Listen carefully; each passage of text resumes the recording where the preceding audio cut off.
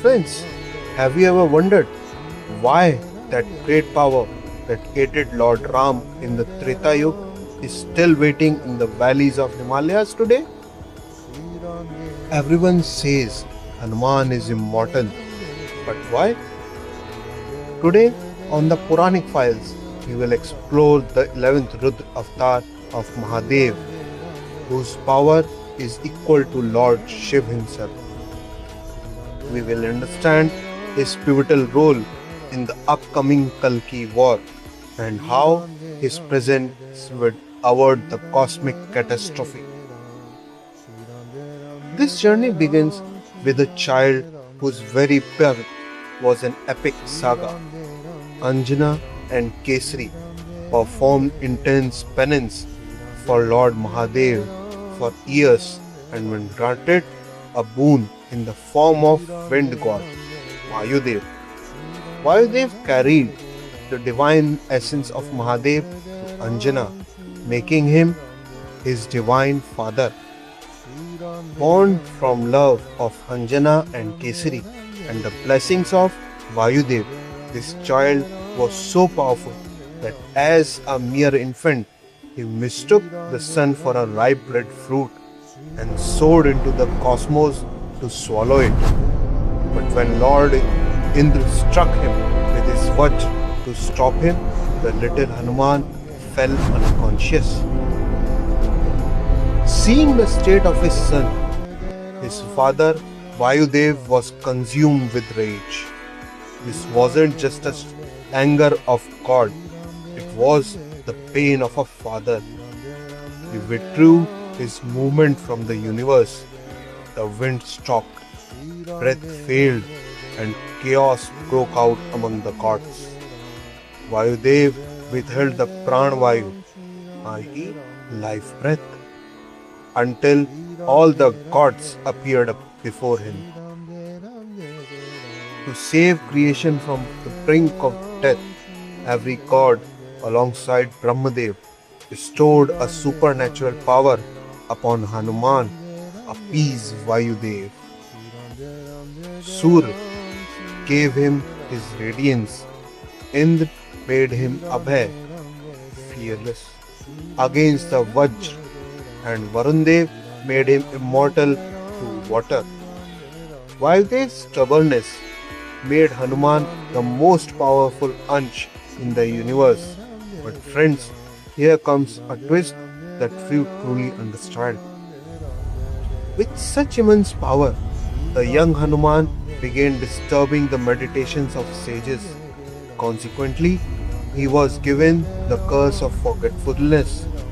He would forget his own powers until a great warrior reminded him of his divine purpose. He had the strength, but the will to use it was taken away.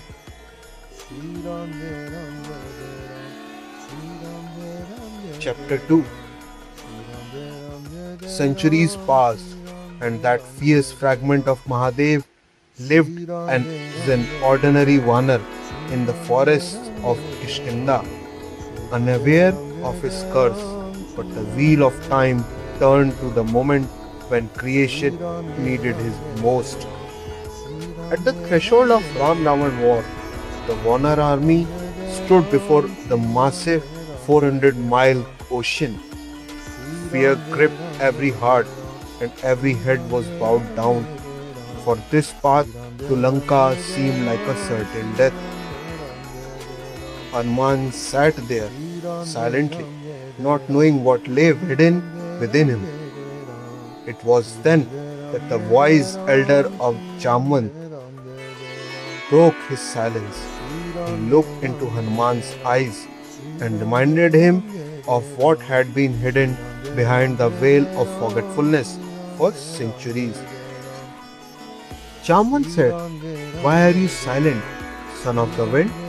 Your very birth was for this great cause."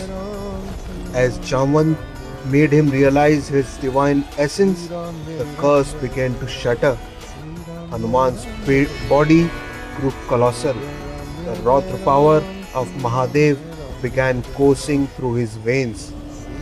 This wasn't just a physical change, it was the breaking of his mental chains. And then came that cosmic leap that stunned even the gods. A flight that stretched from the earth to heavens. But this journey was not easy.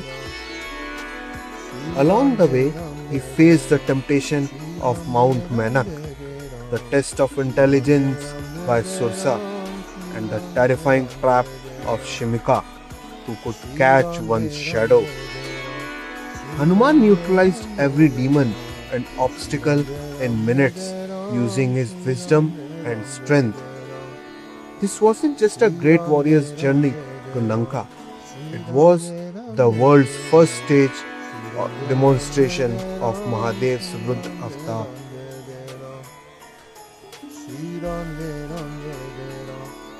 Chapter 3. Upon stepping into Lanka, Hanuman shrunk his form. He saw how deeply the foundations of unrighteousness were laid in the golden city. His first encounter was with Vibhishan, who chanted Ram's name while living among demons. This meeting shows us that Hanuman is not just a warrior but a guide for devotees. But his purpose was greater. After meeting Mother Sita and giving her Lord Ram's message, Hanuman decided to test Ravan's strength. He decimated Ashok Vatika, which was Ravan's pride, and neutralized great warriors and Ravan's son Akshay Kumar in moments. When Hanuman was brought captive to Ravan's court, Ravan made a fatal mistake. Insult Hanuman. He ordered his tail to be set on fire. Ravan thought he was scaring a monkey, but he didn't realize he was lighting the Agni Tat of Mahadev himself. As the fire caught, Hanuman assumed his Virat form. The Raudra power that had been silent for centuries was now erupting like a volcano. Hanuman burned every house in Lanka with that fire. But from the perspective of the Puranic files, this wasn't just a fire, it was a sacred yajna. Hanuman himself became the priest, Lanka became the vast altar, and Ravan's ego was the offering that had to be turned to ash. The golden walls of Lanka began to melt. The city of Adharm was reduced to rubble by that Raudra Agni. Hanuman proved that when Mahadevs enter the state of wrath, even city of gold turns to dust. But friends, this was just a trailer. The real demonstration was yet to come on the battlefield.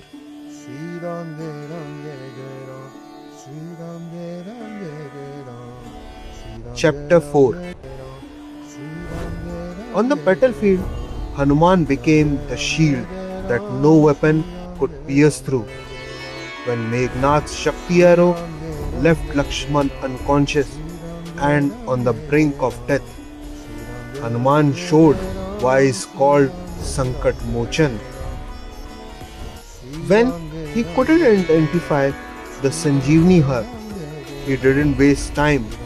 He lifted the entire Dronagni mountain.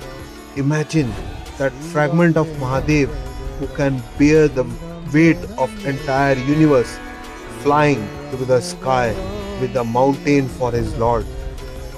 This was the fierce form of his power that snatched Lakshman's life back from the jaws of death. The war ended and Lord Ram was coronated in Ayodhya. Mata Sita gifted Hanuman a precious pearl necklace, but Hanuman began breaking the pearls one by one. When the courtiers asked in surprise what he was doing, Hanuman replied that he was looking for Ram in those pearls. Skeptics in the court mocked him, asking, Hanuman, if Ram is everywhere, is he inside you too? Without a second of hesitation, Hanuman tore open his chest. Everyone was stunned to see Ram and Sita residing literally within Hanuman's heart. That day, the world accepted that Hanuman was just not a warrior, but an ultimate devotee. This is the true secret of Hanuman. He is the 11th Rudra avatar of Mahadev, the god of destruction. He possesses the power to change universe in minutes, yet he chose to be a das. This combination of power and humility is what sets him apart. Hanuman teaches us that true greatness lies not in showing off power, but in surrendering that power to devotion. But friends, did Hanuman's journey end with Ramayana? Not at all.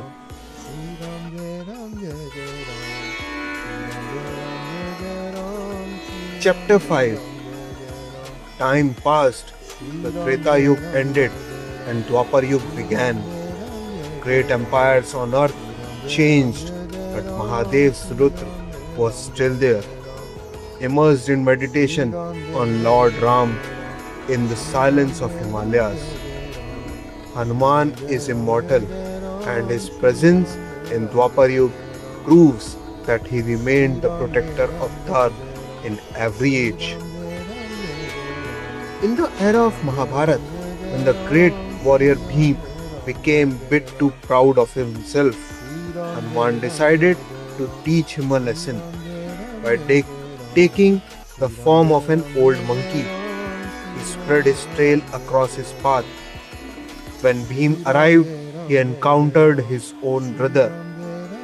Both are the sons of the wind, Vayuputra, but one possessed centuries of wisdom while the other had the arrogance of strength.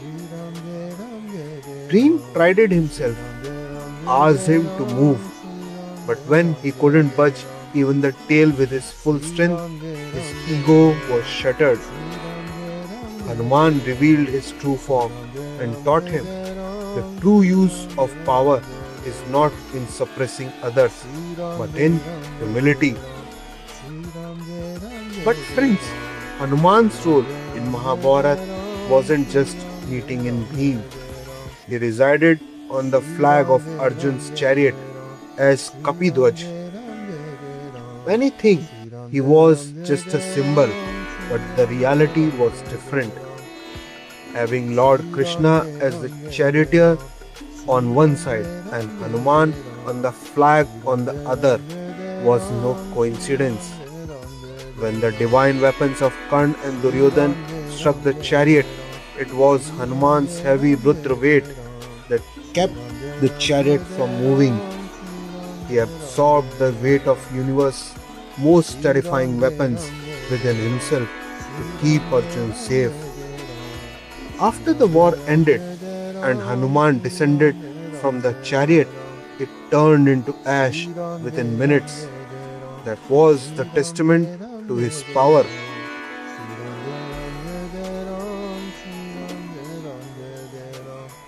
Chapter 6. Friends, now a question that focuses us to think, why is Hanuman still on earth? The Ramayana ended, the Mahabharata passed, all gods returned to their realms. So why is this Rath avatar of Mahadev still on earth? Answer is hidden in our future in the Kalki Puran. According to prophecies, when the Kalki Yuga reaches its peak and Lord Kalki avatars, Hanumanji will be waiting for him. He is one of the 7 Chiranjeevis, i.e. immortals, who will prepare Kalki for the coming final war. While Lord Parshuram will teach Kalki about weaponry and warfare, Hanuman will teach him the true secret of bhakti and Pran Shakti. No divine weapon can be wielded without Pran Shakti, and Hanuman is the son of the wind, the breath of the life force itself. He will give the mental and spiritual strength, without which end of Adhar would be impossible. Hanuman saw the rise of Treta, the fall of Dwapar, and today he watches us. He is not just an ordinary avatar, he is the bridge that would lead us to the dark Kalki Yuga into the next Satyug. His immortality is a necessity for creation. For as long as Hanuman exists, the hope for Dharma remains alive. Will be concluded with this. But friends, this was just the beginning. Until now, we saw the Ansh fragments that were part of Mahadev's power. But from the next episode of Puranic Files, we will enter the world of Purna Avatars, where Mahadev appeared not as a fragment, but in his full divine form. The next episode will be about the power that created the laws of universe. Until then, awaken the Raudra within the embrace of Bhakti. Om Namah Shivaya.